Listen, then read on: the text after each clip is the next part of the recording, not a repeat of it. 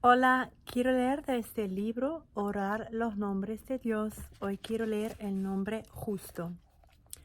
Qué justo y recto es Él. Deuteronomio 32:4. Un cántico de Moisés. Escuchen, oh cielos, y hablaré. Oye, oh tierra, las palabras que digo. Que mi enseñanza caiga sobre ustedes como lluvia, que mi discurso se asiente como el rocío. Que mis palabras caigan como lluvia sobre pastos suaves, como llovizna delicada sobre plantas tiernas. Proclamaré el nombre del Señor.